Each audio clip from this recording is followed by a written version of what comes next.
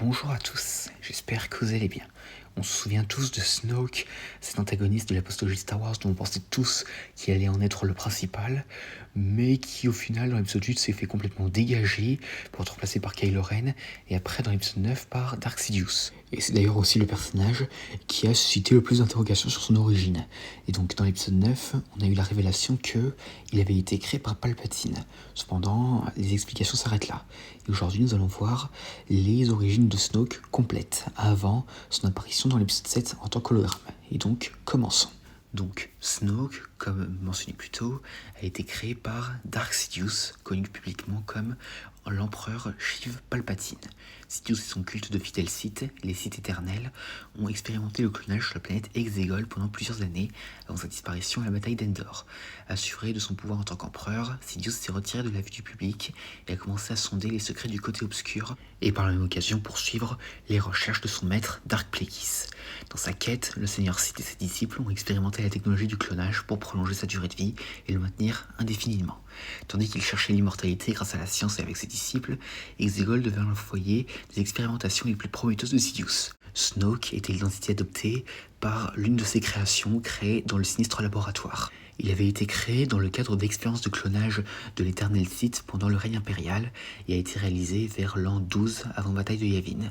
Les membres de l'éternel Sith ayant longtemps expérimenté la science du clonage dans leur tentative de prolonger la durée de vie de l'empereur et de l'aider à obtenir l'immortalité en utilisant une technologie de clonage modifiée, diverses incarnations non naturelles du côté obscur ont été créées à partir de la combinaison de la technologie des cultistes et avec l'occulte. Snoke lui-même a été créé comme l'une des premières tentatives pour produire un vaisseau viable et digne pour que l'essence de Sidious l'habite en cas de décès, et ainsi lui permettre de tromper la mort. Mais bien que Snoke fût naturellement sensible à la force et particulièrement doué avec le côté obscur, Sidious finit par rejeter son corps, le jugeant indigne de contenir son énergie.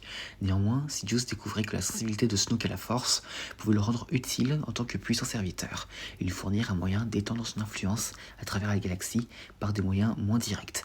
Il utilisa donc Snoke comme marionnette dans ses plans sinistres. Quand Snoke était jeune, il reçut une leçon lorsqu'il comprit une vérité sur la force. Les visions étaient dangereuses à percevoir, car l'avenir est toujours en mouvement, et une prédiction erronée pouvait entraîner la mort. Devenu un maître de la force, Snoke avait acquis une expérience approfondie du côté obscur et une vaste connaissance de ses enseignements.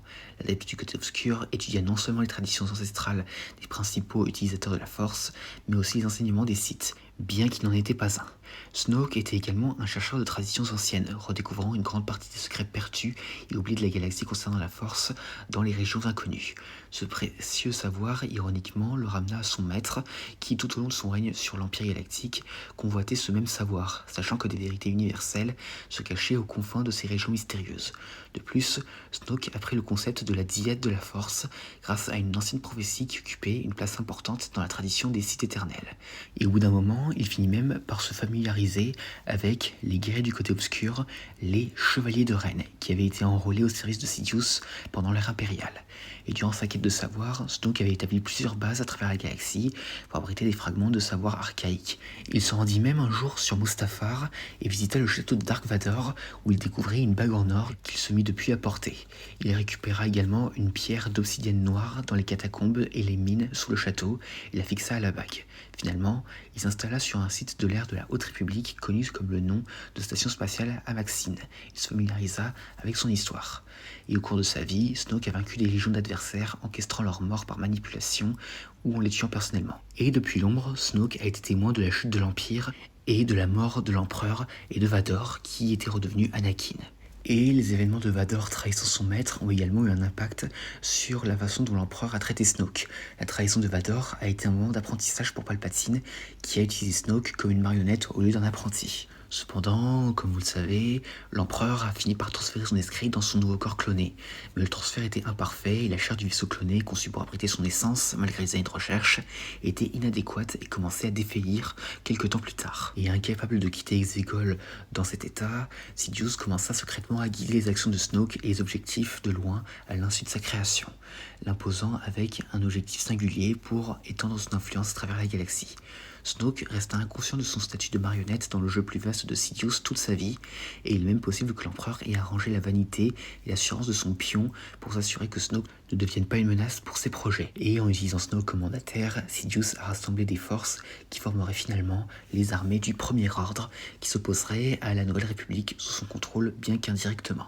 Considéré comme le créateur du Premier Ordre, Snoke a joué un rôle déterminant dans l'organisation et la sauvegarde des vestiges de l'Empire, avec une certaine connaissance des régions inconnues fournies par les informations du grand amiral Thrawn avant son exil sur Peridea, je tiens bien à le préciser, et ces informations ont aidé les anciens impériaux à s'installer dans les régions inconnues et à se réorganiser. Et finalement, Snoke a obtenu le statut de suprême leader du Premier Ordre, ce qui surprit les derniers dirigeants impériaux, que Snoke finit d'ailleurs par écarter à l'exception de certains comme Armitage Hux ou Brendol Hux. De son propre avis, Snoke se considérait comme un point d'appui improbable pour avoir été choisi pour diriger la faction, et savait que l'histoire le verrait prendre le relais comme son plan directeur plutôt que ce qu'il croyait être une improvisation de sa part et non son objectif final. Lors de son ascension, il n'a donné aucune indication sur ses origines, autre que son pouvoir enraciné dans le côté obscur. Et en tant que dirigeant, Snoke ne se contentait pas de gouverner une poignée de secteurs revendiqués par le Premier Ordre, ni de coloniser des groupes de monde au-delà de la frontière. Selon lui, les ambitions limitées n'auraient pas distingué le Premier Ordre des divers États non alignés, nés de l'effondrement de l'Empire, ni des royaumes hermétiques des régions inconnues démantelés ou détruits. Malgré son pouvoir absolu, il cédait la majeure partie du contrôle de l'armée à ses généraux, ainsi que les tâches de bâtir la réputation et l'influence du Premier Ordre par la propagande. Et à un moment donné, sans qu'on ne le sache, Snoke et Luke se sont rencontrés, sans pour autant que Luke ne sache tout sur Snoke, et Snoke se mit à respecter et à craindre le maître Jedi, décidant qu'il devait détruire le nouvel ordre en formation. Et donc Snoke commença alors à chercher un apprenti, sachant que l'empereur avait revendiqué Dark Vador comme son arme ultime pour le côté obscur pendant le règne impérial. Snoke désirait faire de même avec son propre élève, se considérant comme un sculpteur sur le chemin de la création d'un chef-d'œuvre et par extension avait besoin de quelque chose de puissant à fabriquer, qui dans ce cas était un individu aux origines prometteuses. Il forma au moins un apprenti, cependant l'élève en question n'était pas le plus doué de Snoke et finalement il finit par se tourner vers Ben Solo et par l'intermédiaire de Snoke dans leur ascension à tous les deux, Dark Sidious a complotté pour séduire le jeune Solo vers le côté obscur, utilisant Snoke comme mandataire pour murmurer dans l'esprit de Ben, corrompant et tournant son cœur. Et pendant la formation du jeune Ben, Snoke entra dans ses pensées et le Padawan, désireux d'avoir un ami, apprit à faire confiance à l'étranger et peut-être même à l'aimer. Et finalement, quand Ben apprit que son grand-père était Dark Vador, Snoke le manipula, et donc ainsi, il eut la destruction du Temple Jedi.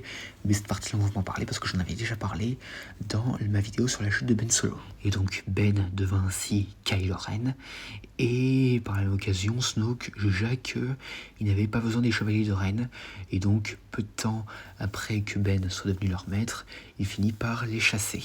Voilà pourquoi nous n'avons pas vu les Chevaliers de Ren dans le 7 et le 8. Et à partir de là, Kylo Ren devint réellement l'apprenti de Snoke et rejoint véritablement le Premier Ordre. Et la suite, vous la connaissez. Et à part ça, c'est tout ce que j'ai à dire concernant Snoke. Alors comme on peut le voir, clairement, c'était un pion là, parce que, comme on l'a vu, c'était vraiment Sidious qui était derrière tout ça. Non mais tous ceux qui pensaient que Snoke était le grand méchant de la postologie Star Wars... Là, on a pu voir qu'en réalité, il était rien du tout au final. Juste un mec qui mesure 2 mètres de haut et qui maîtrise la force, qui a une très grande influence, etc. Mais qui au final, comme je l'ai dit, n'était qu'une marionnette de Palpatine. Comme quoi, il est fort et intelligent le Chiv là. Mais bon, après Palpatine, on le connaît, hein, il prévoit tout à chaque fois. Mais bon, bref. En tout cas, voilà, c'était les débuts de Snoke. J'espère que cette vidéo vous aura plu, laissez-moi dire ça dans les commentaires, et à la prochaine.